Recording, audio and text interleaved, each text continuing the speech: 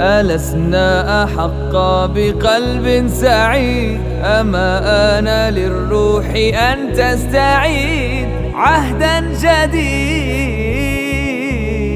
فما السير في الخير إلا اختيار، وما الخوض في الشر إلا خيار. إليك القرار، لا لن يغير حالنا إن لم نغير أنفسنا. أسوة في كوننا والله قدرها.